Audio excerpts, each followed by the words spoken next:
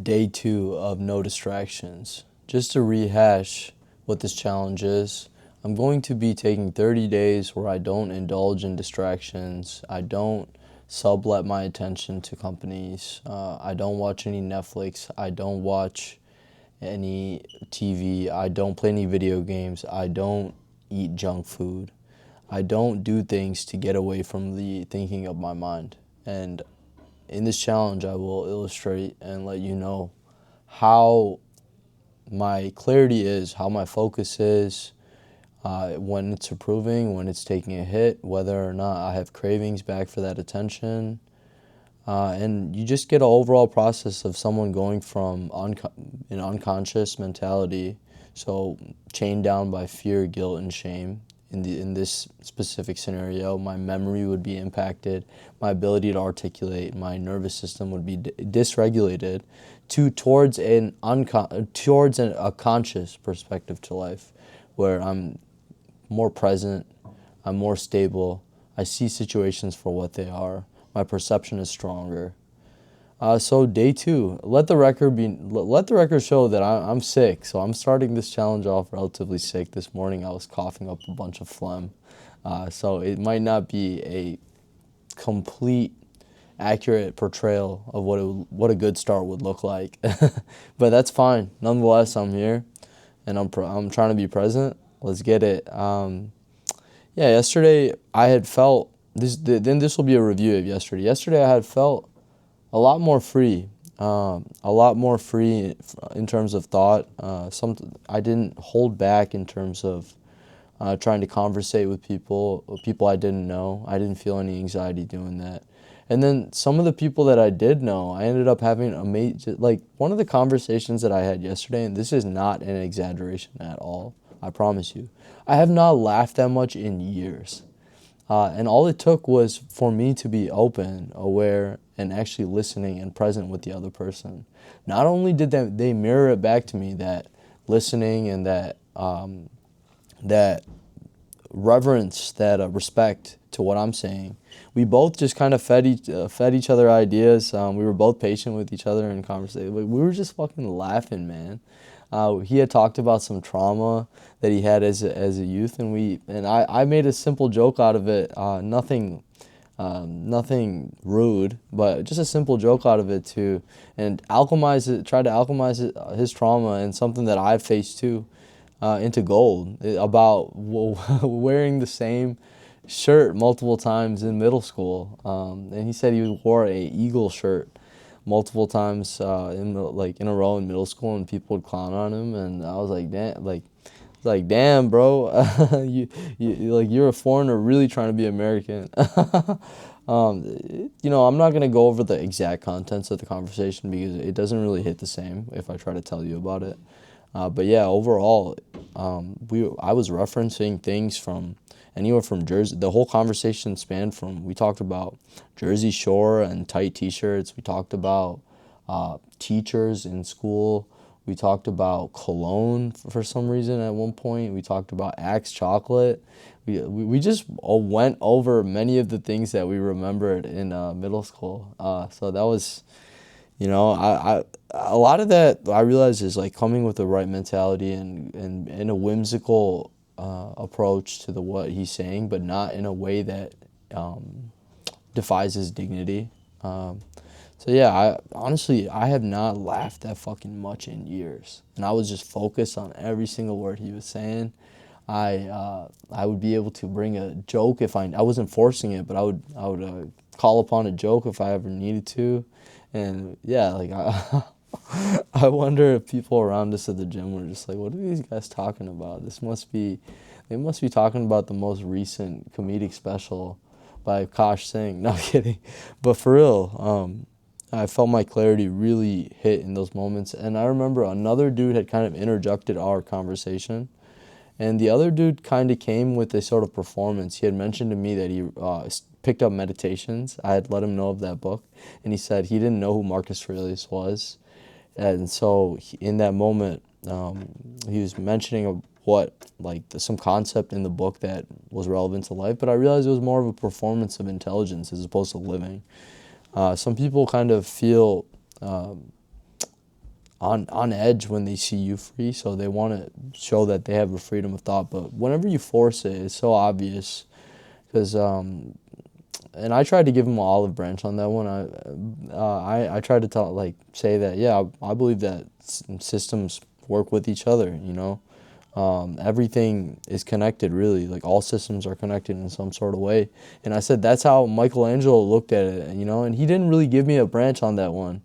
And I ended up saying something kind of quite unintelligible, if you will. I mean, no one's perfect, right? I said, "Oh, things affect other things," and then he looked at me. He's like, "Yeah," and I get what you're saying, and I'm like, "All right, bro, this dude is just trying to instill doubt within me," and it's not even just that. It's like it's my brain that I'm fighting, like my brain's interpretation of the situation, like my brain forming an opinion that he's supposedly out to, make me feel dumb. Like, that is just a fear-based response. That is a shame-based response where I don't feel like I'm enough. I'm completely enough. But whatever I say, I could be talking about the most simple thing. I'm enough. And you are too. So I tried to really, I ended up going up to that guy after, and we had a conversation about like the shadow, and like, just because I went up to him, like, yo, we should chat about meditations, because I still want to come with a good mentality to people. That's my motive, is to see that people are they have this armor, this ego, that prevents them from connecting, but I don't want to cast them out. I don't want to, because a lot of people already turning their backs on them for mistakes that they made. We all make mistakes, and a lot of the mistakes I made, I wish that someone else was more lenient with me, or more compassionate with me. So that's what I'd like to try to do. And yeah, I made a couple TikToks, man. Made 10 in a row, where they're not they're not really catered to the platform, because they're a little bit more long form, and just me going stream of consciousness, just letting it go. And one of them started to pick up some traction. What I found about all these TikToks was that I was able to pull from my memory and exactly explain a situation the way it happened from even a year and a half ago, which was, that I'm pulling on my experiences, and I'm able to articulate it at a moment's notice, which I think that's clarity coming back. So, +2 for clarity. So I ended up just talking about some family situations, and one of the videos went viral. It was titled "Multiple Hyenas and a Lion." And that's one other thing, is I'll find really good analogies. I'll be able to compare things very well when I'm in states of clarity. Not only will I be able to find the right vocabulary, but I'll be able to merge concepts together, very quickly. But I can't do that when I'm in knees deep in dopamine addiction. Like, when I'm knees deep in dopamine addiction, my mind is kind of running in multiple different places that don't make sense, actually. It might start thinking about what I'm having for lunch, or we might start thinking, I mean, I fast, so that doesn't count, but it might start thinking about, I got to go downstairs. What am I going to do? It might start thinking about, what am I going to say on my next video, instead of just turning the camera on, letting it, the stream of consciousness go, because the stream of consciousness is literally the most pure and authentic portrayal of your brain. But you have to be able, in a clear state, for that is latency the right word? I don't know, but the buffer, whatever, that there just needs to be, you need to minimize the gap between the brain and what is said. If you can articulate your thoughts authentically to the best of your extent, then you're in a great place to succeed in what you want and build great relationships. That is my belief. That is my true belief. But yeah, I felt free. I felt joyous. I felt extremely joyous. And then I went to Barnes and Noble, and what I'll realize is that when I'm in these states of clarity and I'm just enjoying whatever I'm consuming, I was reading a fucking book about the Declaration of Independence, bro. And I bought a book by Brene Brown called Gifts of Imperfection that I'm already made a dent in, and that's great. But I was reading a book about the Declaration of Independence, just cheesing. Why? I've picked out a bunch of different books, and that was the shortest one. So I was like, maybe I can make some headway on this one quick, and I'll learn a little bit about the law, the system. the law in the U.S. and that way I'm a little bit more informed. So I was just cheesing, and a dude came across, like sat across from me, directly across from me. He just kept staring at me and giving me these like angry faces, and I'm like, bro, please don't dim my shine. So at that moment, I went sort of like did have a minor nervous system contraction because I realized when I went to the gym after, because the first session that I do is a plank in the sauna for 30 minutes, 30 minutes in the cold plunge, and then 20 to 30 minutes in the hot tub in the morning, like real early in the morning. And the second is actual resistance training that I do around the evening time. So when I went the second time, I just felt a little bit of that contraction going in, not as free to say whatever I want, because someone basically kind of projected their fear, shame, and guilt upon me. I'm sure that as I go on this path without betraying myself, that will slowly get better. But yeah, I could sort of like he would just be sitting there in front of me like, and then when I look up at him, he like look like this, and I say, "All right, man, like, leave me the fuck alone. Do you, and I'll do me." But to have compassion amidst that is probably best. But yeah, we'll see. We'll see as I go along with that. Yeah, I felt that contraction when I went to the gym. I decided to read a little bit in the lounge, and I probably won't talk about minor negative interactions or minor positive things as much, just when I'm really emotionally charged, or not really, but like something where it affects my line of thinking deeply. But what is deeply, right? I would say like it just makes me want to divert my attention, so give it back away to some of the distractions that I went on this challenge purely to sidestep. But yeah, I went back to the gym. I went into the sauna first just because why not? And I seen this guy that he's a decent dude. He's a decent dude, but he kind of has this aspect of control to him. And I had a relatively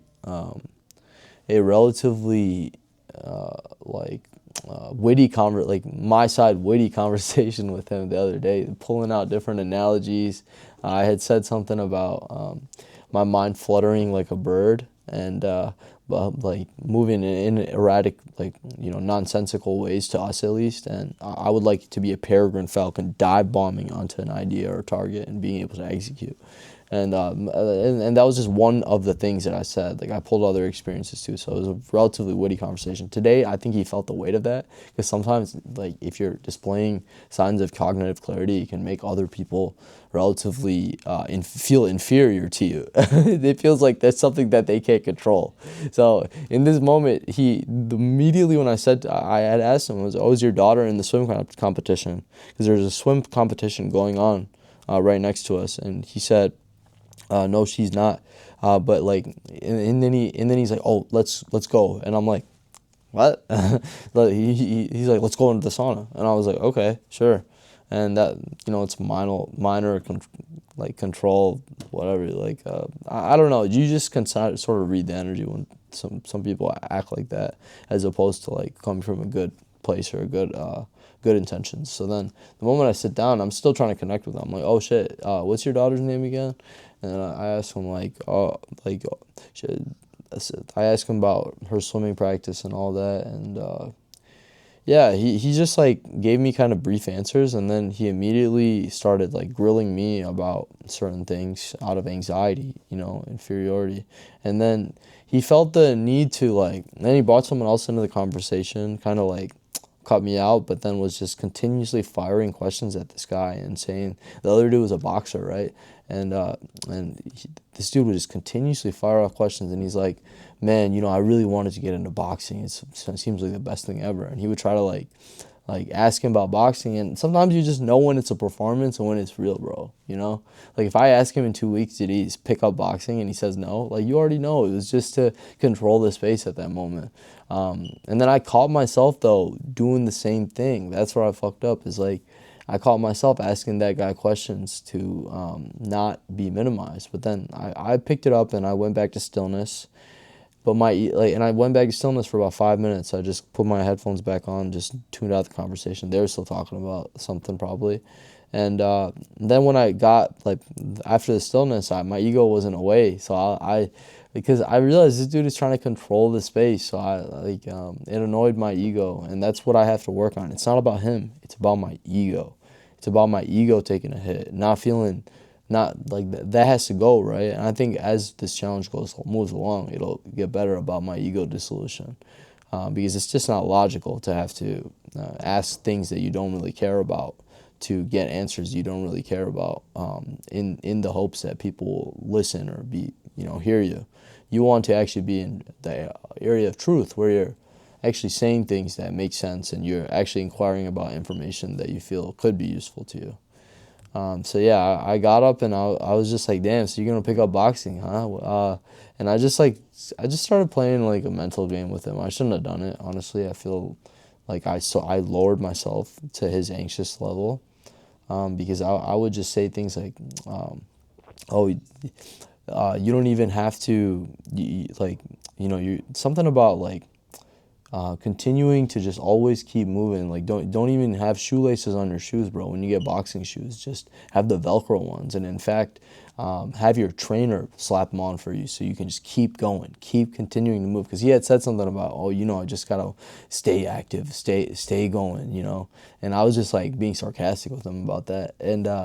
And then he said, oh, if you pay someone enough, then they'll do anything you say. And that was like the base of his psyche, his hurt psyche, if you ask me. Like feeling powerless in society. And I've been there before myself, so I have compassion for that. Paying people to acquire power over them, as opposed to being genuine, authentic, and inspiring others to have power, because you have power over your own decisions. Because he was just in that mentality, because he said, oh, if I have 10 million, all my problems would be solved. Everything, like, I just need 10 million. That was the base root of his motivations. That flimsy money motivation thinking. And I could have went the route of saying, if you can't enjoy this life and what you have, like everything now, then what makes you think that you're going to enjoy it once you have $10 million? In fact, it's just going to bring in more stimulation in the forms of people, in the forms of experiences that will further poke at a disoriented, dysregulated nervous system, a dysregulated, like, internal world. But in that moment, I was like, nah, this, I kept playing with them. I shouldn't have, but I was like, oh yeah, well, money shouldn't be the motivation.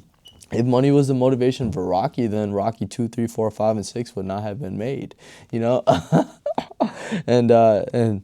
yeah, I could have turned the corner and tried to give compassion, but yeah, trying to set that ego aside, because the ego is kind of like an enemy to clarity, if you will, because ego is very subjective. It's like, based on who I am, the world should rearrange itself around me. Based on my self-image, my fear, my remembrance of my story. I need other people to remember my story, and they need to act right based upon the story that I believe about myself. But truth and clarity is just being receptive and not even having that layer of like noise. It's pretty much noise, to always be in an egotistical state where you need to assert like your stance or your status, and that's something that a lot of men fall into. Is because if you don't believe your own story about yourself, then that's when the ego really comes in, and you really need to puff out your chest to let everyone give everyone the illusion that, like, hey, this guy's not to be messed with, as opposed to just like really like loving yourself, feeling powerful within yourself. Then you don't feel the need to go broadcast it or go up to people with a fucking megaphone and be like, hey, this is me, you should better believe this is me. People will just know when you walk in the room. Like, just just your body language explains much more than yapping 1,000 words could, 100%. Because anyone can say words that are misaligned and don't make sense and don't mean anything. Yeah, that was a lot. And I got home and I just read, and yeah. But overall, my clarity feels good. It feels sharper. I'm really curious to see how it will be by the end of all this. Again, I'll keep you posted about if any great ideas come to me. Some did. It's kind of like a remembrance, really. Like I've already had those ideas about certain things. I'll give you one at a high level, but yeah, many of let's save it for a different video.